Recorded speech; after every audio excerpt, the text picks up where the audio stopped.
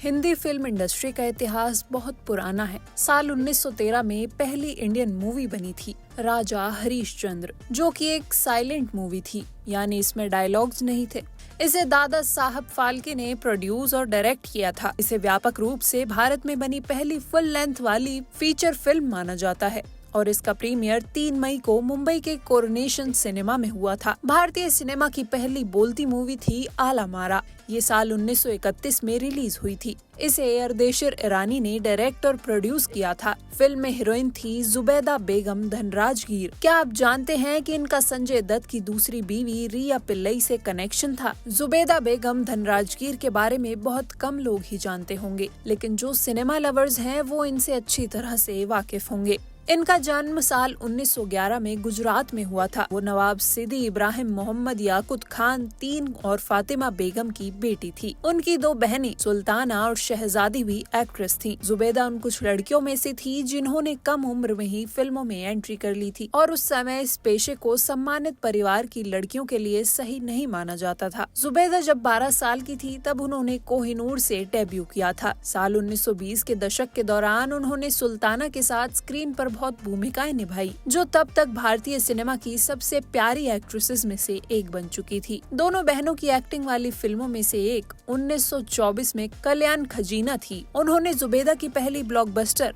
वीर अभिमन्यु में भी screen share किया था, जिसमें उनकी मां फातिमा बेगम ने भी एक महत्वपूर्ण भूमिका निभाई थी। साल 1925 में जुबैदा की 9 फिल्में रिलीज हुईं, जिनमें काला चोर, देवदासी और देश का दुश्मन शामिल है। 1 साल बाद उन्होंने अपनी मां की फिल्म बुलबुले पाकिस्तान में अभिनय किया। 1927 का साल उनके लिए लैला मजनू, नंद भौजाई और बलिदान जैसी फिल्मों के लिए कामयाब साबित हुआ था। रविंद्रनाथ टैगोर की बलिदान पर आधारित कृति पर बनी इस फिल्म में बाद में सुलोचना देवी, मास्टर विट्ठल और जल खम्बाटा ने भी अभिनय किया। इस फिल्म में बंगाल में पशु बलि की सदियों पुरानी प्रथा की निंदा की गई थी। भारतीय छायांकन समिति के सदस्य इसे उत्कृष्ट और सही मायने में भारतीय फिल्म से मंत्रमुग्ध हो गए। इसके यूरोपीय सदस्यों ने सिफारिश की कि इस फिल्म को स्क्रीनिंग के लिए विदेश भेजा जाए। जुबैदा ने आला मारा से पहले कई मूक फिल्मों में एक्टिंग की, जो उनके करियर में टर्निंग पॉइंट साबित हुई और उनकी सबसे बड़ी हिट भी साबित हुई।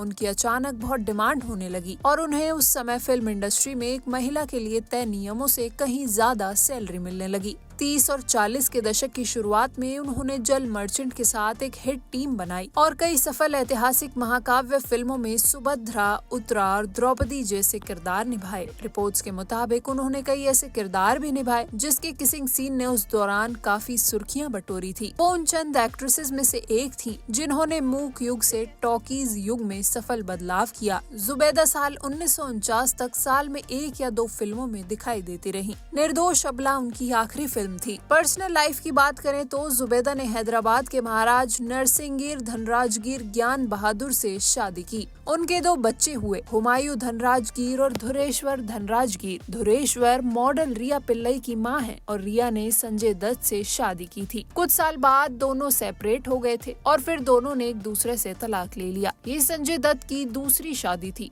इससे पहले उन्होंने ऋचा शर्मा से शादी की थी, जिनकी ब्रेन ट्यूमर से मौत हुई थी। रिया के बाद संजय दत्त ने मान्या दत्त से शादी की और दोनों के 2 जुड़वा बच्चे हैं। वहीं दूसरी ओर रिया टेनिस प्लेयर लिएंडर पेस संग लिव इन रिलेशनशिप में थी। कपल को एक बेटी है, लेकिन रिया और लिएंडर का रिश्ता टूट चुका है। जुबैदा बेगम धनराजगीर न केवल भारतीय सिनेमा के शुरुआती दौर की एक चमकदार हस्ती थी, बल्कि उनके परिवार की कहानी भी भारतीय फिल्म और सामाजिक इतिहास से गहराई से जुड़ी रही है। उनकी विरासत आज भी हिंदी फिल्म इंडस्ट्री के सुनहरे अध्यायों में दर्ज है। फिल्मों से लेकर शाही परिवारों तक और फिर बॉलीवुड के सुपरस्टार से रिश्तों के तार जोड़ने वाली जुबैदा की कहानी सिनेमा प्रेमियों के लिए हमेशा खास रहेगी।